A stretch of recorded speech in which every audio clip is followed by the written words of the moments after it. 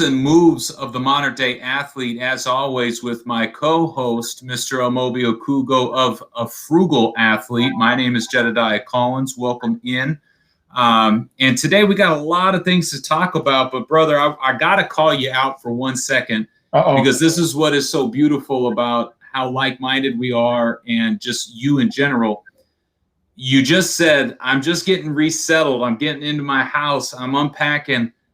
It's off season. It's grind time. Yeah. Now, that mindset, that thought process right there, how many athletes get to the off season and say, all right, cool, now it's time to go to work? Give somebody a glimpse. Give them one thing that you're hoping to accomplish this off season. So for me, it's stability. I think this year has been a reset, but like a lot of disarray with everything going on from the sports perspective. People didn't know if they're going to play. People had to take pay cuts. People are like in the last year of their deals. So with this offseason, it's kind of almost like prepare for the worst because now we kind of have like a warning of what's going to happen or what potentially could happen. So for me, getting settled back in Sacramento, got a spot out here, and then just grinding. Obviously, what we're doing with bank shots, fine-tuning that. We're getting better every week.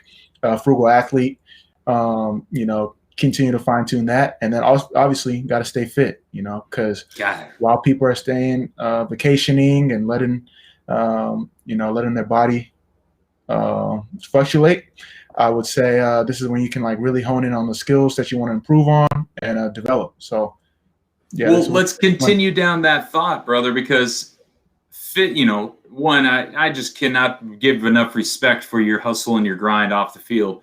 But as a professional athlete, as a 10-plus year professional athlete, you know how much what goes into your body dictates how you perform and your longevity. An article came out calling out, at least exposing some of the changes UCLA has made under their new regime and their new head coach, Chip Kelly.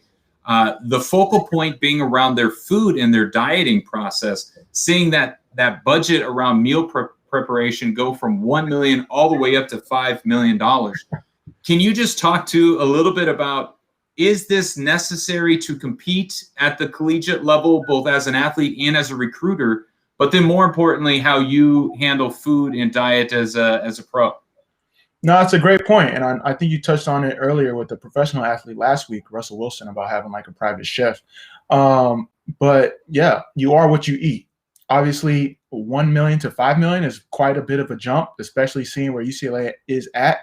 And I'm alumni. I'm disappointed that our football team's not where it needs to be, considering, the talent and the resources that we have. But you are what you eat. The things that you do off the field, what you're putting in your body, the amount of sleep you're getting, the recovery, those all add up to your performance on the field. And Chip Kelly knows that. He built a powerhouse with Oregon. He worked in the NFL for a number of years, and he knows that diet is a key ingredient to your success. And we've seen that translate to the professional ranks. Whether it's private chefs, meal prep. People use like Freshly or HelloFresh and all these different type of platforms to make sure they're putting into their body what they really need. Our cheat meal. In and out, you're in Cali right now, in and out, some desserts every now and then, but what you are what you put into your body. And you don't want to put bad gas into like a nice car, No, yeah, you definitely. And so it is so telling that we are what we eat, and your thoughts become who you are. And so it is so much about controlling the inputs that really dictate the outputs. And you're absolutely right. Like I see this designation of, making a priority around what college players eat in their performance. And it is a question, especially as we've hit these kind of shaky times around, are those kinds of investments going to continue as, this new age of football and this dynamic continues. So I just thought that was extremely interesting. And, we'll see how the modern day athlete, no doubt, must take care of their physical fitness and their food. But as we look at the next kind of topic around agencies getting creative, the professional sporting world hit pause. We all saw that and we thought, oh, athletes, how are they going to make money? We kind of quickly forget that agent, that second tier person to the athlete, is also dependent on them. And so many are nervous, hesitant to put their livelihoods in the hands of others. And that's exactly what the agency world has done. But this is a combination of culture and sport. Looking as the typical sports agency, how can we begin to gather new talent? How can we provide a new service and a resource possibly to our athletes? That is where we're going to begin to discuss this Excel agency diving into a new form of talent. So where do you take this? Where do you see kind of this model going? Yeah, it was interesting. So like agencies are looking at influencers, rather than athletes with this new model. And I think it's now more than ever more important for athletes to share their passions outside of their sport. LeBron James has made the trademark more than an athlete famous. The NFLPA has pushed athlete, and this is where you have to provide and give insight to some of the things that you like to do off the field. Because now as agencies look to continue to make money and continue to look out for their livelihood, and consumers look for different ways to engage, and brands looking for different people to market to, as athletes, you kind of have a head start. But if you don't share, your insight outside of your sport, whether it's off season or whether it's COVID is involved and your sport's not playing, then you're not going to be in front of those eyeballs, and you need to be in front of those eyeballs to have opportunity. No doubt. And I see this as kind of like financial advisors almost looking at their list of clientele and saying, all football players, that sounds cool. It might feel cool, but it's not diversified, and you are very heavily invested in one area. So from an agency perspective, to branch out into these influencers, I think it's a natural progression. I also think it's going to be very interesting when, as an agent, I connect dots. What influencers don't want to be athletes, what athletes don't want to begin to build that brand off the field and begin to have their influence. So how can I add value as an agent in this modern day age? Perhaps it's using my clientele to be able to support and service one another. I think that's a really interesting offering. I also think this just opens the doors to more, not just potential clients, but as you mentioned, eyeballs. And where you start to see these influencers and creatives come about, the last 6 months have seen thousands of more powerful people, as well as financial income for these people. The NIL world is going to bring it down a tick from professionals to collegiate and be able to say, I don't care how exactly you do on the field. If you can command eyeballs and have a voice off of the field, it is going to be beneficial. And so I think this real identification of how sports, the modern day athlete and modern day sports will go moving forward, is really accepting this culture meets sporting competitiveness. No longer are we just worried about, who these players are on the field. As you mentioned, more than an athlete, and what are you beyond the court, beyond your field? I think this is the next step and the next evolution into an agent providing value, but really opening the door for these athletes to see, well, how do I bleed into the culture of today beyond just my game? No, you're exactly right. Couldn't put it better myself. And it's a really neat thing. And even the spotlight of the moment with the NFL has gone to this influencer model, asking and engaging with over 1,000 of them to be able to cut, and where the influencer is more advantageous today than perhaps even the athlete, is they can produce tangible assets in the real world.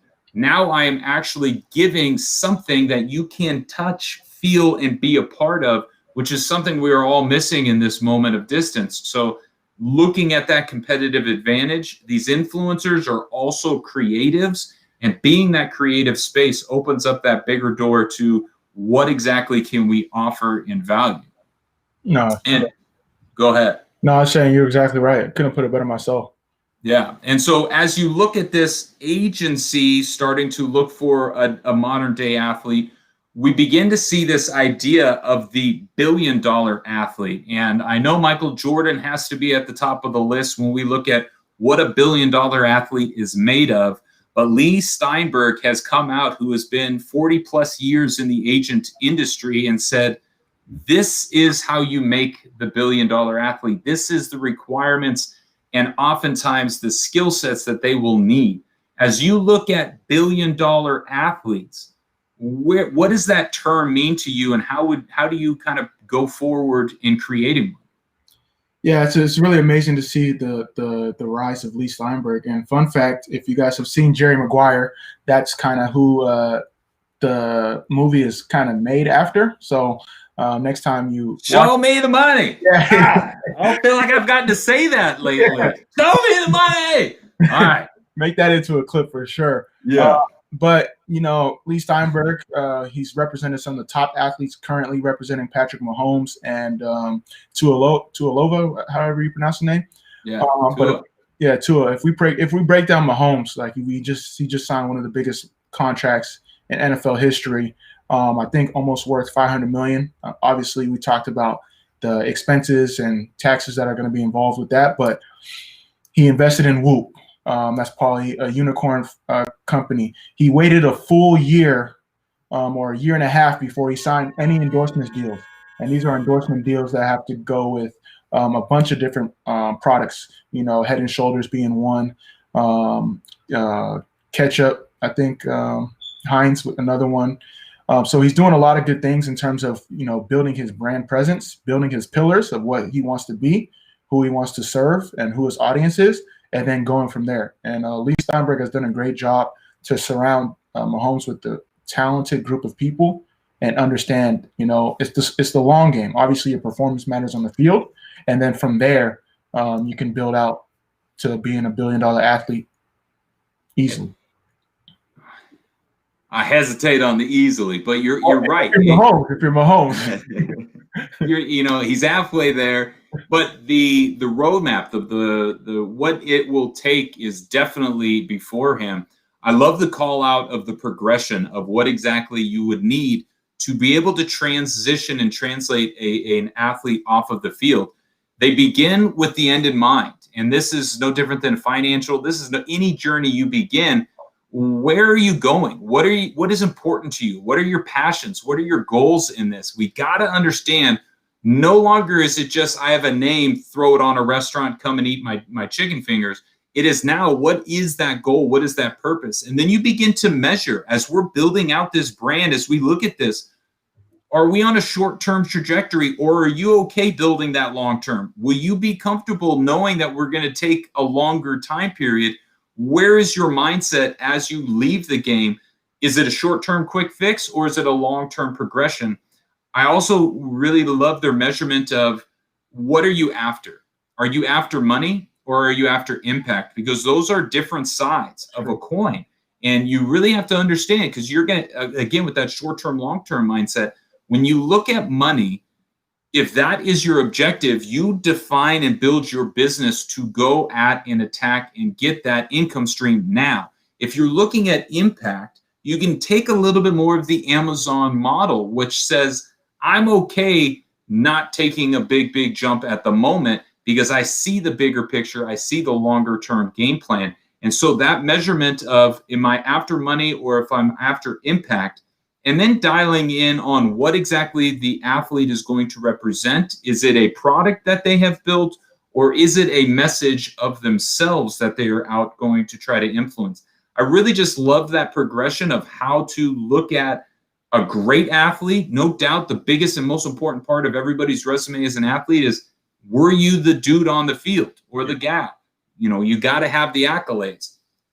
Beyond that, though, what is your goal? What are you after? What is your time horizon? And then really, what is your offering? Being able to build up this billion-dollar athlete. And they mention a lot of skills as you define in a frugal athlete, as you define in your business. So many of them translate from on the field to off the field. Can you talk about some of that, of why athletes are already prepped to become the billionaires? Yeah, because when it comes to athletes, a lot of the soft skills or hard skills that we have, goal setting, understanding, and ability to look at numbers and look at immediate results or immediate actions and how they lead to reactions. So, for example, We can take constructive criticism, negative criticism, Whew. hard criticism, and act on that. A lot of people in the workforce love that because, they don't have to coddle us, or they don't have to figure out a way to like be nice and, trying to help us.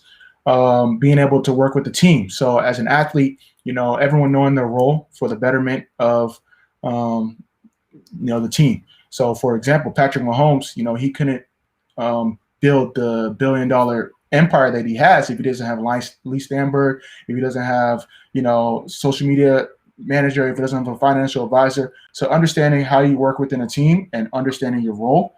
There's so many other things: communication, public speaking, how to get in front of a room and share and sell yourself, networking, customer relationships, being able to understand different players that come in and out of the team, build a relationship with them, playing against other teammates, rivalries when they come in, come out. That's customer relations. So all these different skills translate to you in the corporate space, entrepreneurship space, business space, and you're better for it. The key is how to translate it and put it into words, because I feel like a lot of times we don't know that we actually have all these qualities, but how do we put it into words on our profile? That is, and it's such a powerful skill to be able to have a skill, but then to have a story that communicates that skill from your playing days into your real world experience.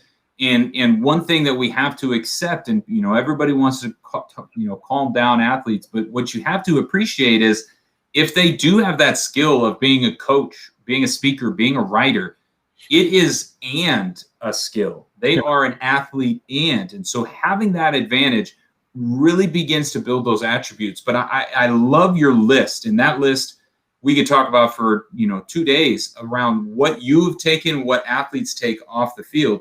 One that I really love to highlight is this idea that we immediately understand what it's like to be in a fishbowl and how quickly you can ruin a reputation. We know that adage of it takes 1,000 hours to create a reputation and only a moment to ruin it. As athletes, as collegiate, as professional athletes, you're in a fishbowl. Everybody's already looking at you, critiquing you, criticizing you, and beginning to judge you. And at any slight mess up, especially off the field, it is going to be that much more exponentially felt. I think this gives athletes a little bit of an advantage as they go into a corporate world and start to talk about becoming a bigger brand and a bigger billionaire type atmosphere. We already have a little bit of that training in saying, I know I have to be very detailed and fine-tuned in what exactly it is I do, and I have to keep in mind 1,000 hours to build, a moment to break. I think that is one of the biggest areas that athletes transition to people of power and influence because of that quality in them. No, you're exactly right. And so as we kind of look at an agency getting creative and expanding, we look at this possibility of forming and the inevitable reality of forming the next tier of billionaire athletes if we haven't created them already. I mentioned MJ, but as you know, there are plenty of professional athletes today creating billions through investing and through making that part of their modern day experience. But there was an article recently that came out that went very specifically to our modern day athlete and asked, what is your financial tip? And I want to give you what they said and then just get some of your feedback on a few of them. So, why not start with the king? Why not start with LeBron James? His advice was to not be afraid of investing. He early invested in Beats, which got bought by Apple, made a $1 billion. He's invested in Liverpool as a soccer club. He's invested in Blaze Pizza. So he has kind of the gambit. But what is your takeaway when you hear LeBron James say, don't be afraid of investing? No, it's a great point. And to our earlier point, LeBron probably is going to be the next $1 billion athlete. We have Tiger Woods, Michael Jordan, Cristiano, Messi. I think another golf player. I don't know, Arnold Palmer. I'm not sure. But when it comes to LeBron James, you mentioned his investment in Blaze Pizza. He was endorsed by McDonald's before that, and he took a gambit, or he took a strategic decision to invest in Blaze Pizza and get rid of his McDonald's sponsorship. So understanding, sometimes you have to take the risk and understand where it's going to go. Obviously, you got to do due diligence, consult with your financial experts. But LeBron James is a great example. Beats at the time, he took an early investment with them. He took an early risk, but he came better for it. And obviously, we're talking about all the positives and the wins, but there's going to be losses too when you invest. So make sure your investment risk is something that you're not willing to lose. And that is something we need to really accept, especially in this day of day trading. You look at athletes and you want to mimic them. You want to emulate them. Hey, he put in, I don't know, $1 million into Beats or $1 million into Blaze Pizza. I don't have $1 million. You don't have $1 million. Nobody normal has $1 million to put at risk, at risk of losing.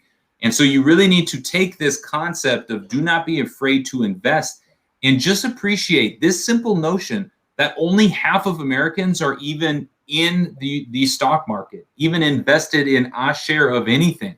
Half of Americans. That is one of the most humbling realizations, that we require 401ks now, and yet still the masses are not really utilizing those kinds of vehicles. So don't be afraid to invest. I thought from a mental standpoint was a great one to start with, especially coming from somebody who is having success being an investor, but admitting with that one statement, he was a little, coy, a little shy about having that relationship. Serena Williams, one of the greatest tennis players to ever live, quotes, "Learn from mistakes. I've been managing my money since I was 17, and I have made every mistake in the book." Can you go with learn from mistakes from Serena Williams? Yeah, I think it's the hot stove theory. Everyone's going to tell you, don't touch the hot stove, don't touch the hot stove. But as a kid, you got to touch it to really understand that it's actually hot. So the thing is, though, like, take the mistakes and, like Serena said, learn from them. Don't make the same mistake twice or three times. So when it comes to financial mistakes early on in your career, obviously, some of your spending habits need to be controlled, understanding your budget, understanding that you can't help everyone unless you help yourself first. These are mistakes that a lot of athletes make. And shameless plug, we're coming out with the rookie mistakes course pretty soon. So be on the lookout for that. But I think it's really important to not only make those mistakes within reason, don't just, blow up your fortune, but make your mistakes within reason and then learn and adjust and apply what you learn moving forward. And it's the mistakes you've made, as well as if you can really dive in on mistakes others have made. That's a good one. That is, as you look at the world of finances, you look at the athletic world, you look at any world, if I can not only touch the stove and understand the law and the lesson there, but then the next time a stove comes about, I can see other people's errors and misfortunes and really capitalize on the lesson, I think I am just in a better off situation. You said you don't want a shameless plug, but I am now curious. Rookie mistakes, what's that going to be about and for? It's going to be about for the student athletes, young professional athletes, or any young individual that's coming into money. Some of the common mistakes that we make, Love it. Right when we first get into some money, and like basic building blocks to build off that. Learning from mistakes. That is an excellent one. And as you see next, Caron Butler goes to what he did best in his 10-plus year journey through the NBA was network. He said, everywhere I went, I would always try to find somebody that could add value and I could begin to build a relationship with. Can you define, you are one of what I would consider an expert networker. And some people take that as a good thing or a bad thing. But, brother, you have continually built out your community and built relationships with people you want to stay in contact with, myself being included in that. So run off, as a student athlete on college, as a professional athlete, why is networking one of the best financial tips out there? No, you brought up a great point. I think when it comes to networking, you are who you associate yourself with. The apple doesn't fall far from the tree. And that's how we got connected. That's how, we were able to do this Bank Shot series, just through a network. I think the biggest thing is, Karam Butler said, find people of value. But I think the biggest thing that we can do as athletes is be a value add, be more interested than interesting, ask questions, be curious. And because we are professional athletes or student athletes, it's almost like we have like a black card to anywhere we want to go, or we have like a VIP entrance, or we have an MBA because of that status. I remember at UCLA, all the student athletes had like a special backpack, and that kind of like put like a target on our backs. But it was a good target because everyone knew like, oh, he plays sports at UCLA, he does this at UCLA, or she does that. And take that and use it to your advantage. And then when you want to network someone, don't only network up, network to the side, network below, because you never know who's around you. And I think that's really important. I would argue half of the value of a college scholarship nowadays is going to come from that network. Not the free education, not the limelight. Half is going to be due to that network you create. Last one, and I think this was an interesting one because it is a concept that we have to challenge ourselves with. Derrick Rose said it's okay to take a pay cut to pursue your goals. And he's referencing in 2017 when he chose to go play with the Cavaliers over the Lakers.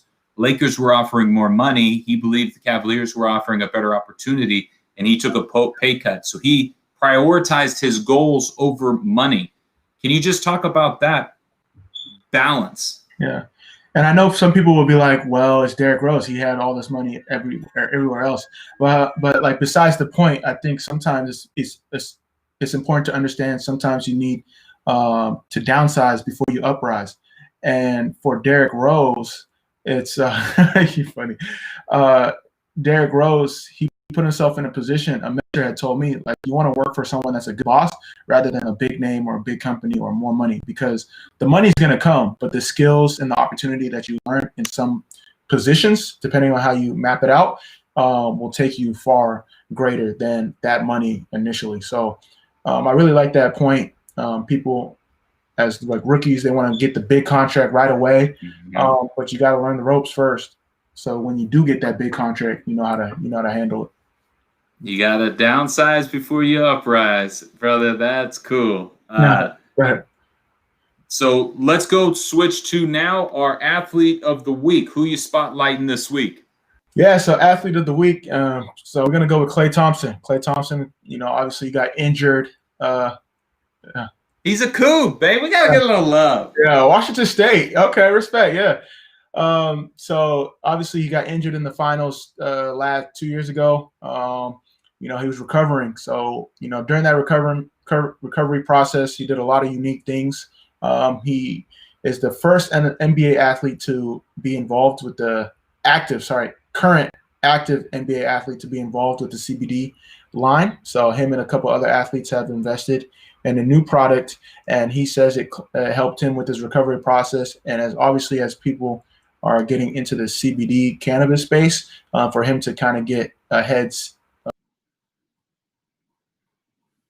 All right. Well, we lost Mr. Amobi. Got to give a shout out to my man, Klay Thompson, Washington State Go Cougs. I want to be able to welcome him back in. Oh. No, you're good. Did I? Yeah, you dropped off for a second, but okay. Finish out on Klay, and then we'll bounce. All right. So Klay Thompson, he invested in a CBD line, and obviously cannabis industry is starting to grow. So he's the athlete of the week. And that is while he is in recovery, using a product and seeing this as a new business potential and an investment. That is the definition of the modern day athlete of the week. The finance tip, as we're going to be signing off here in 1 minute, our finance tip of the day is going to be really understanding that the market is volatile. The market is gaining Monday because of a vaccine. Last week it was down because of who knows what. But when you give investments time, they always revert back to their mean. So you cannot build your portfolio off past performance. That's a no-no. But when you look at companies, industry, the market at large, you can expect it to always come back to its average. So if the market is returning lower than a norm right now, you can expect it to rise to it. If it is above the average, you can expect it to come back. That consistency is something that with time eliminates some of the risk. It doesn't eliminate all of it, but you can reduce your risk by giving investments the time they need, and that theory/truth that investments will always return to their norm. So be able to understand the average and be able to see that they will revert back to whatever that average is. I love people who can see investments through a time horizon, and that is possibly the most important reason why. So we're signing off. Bank Shots, another episode. Moby, you got any parting shots? No, every Wednesday. No, last week it was kind of hectic times with everything, so we didn't. Yes, it was. Last week, but we're back on every Wednesday. Pleasure doing this with you, Jed. Yeah, Bank Shots. Bam. Man, catch We you out. Peace.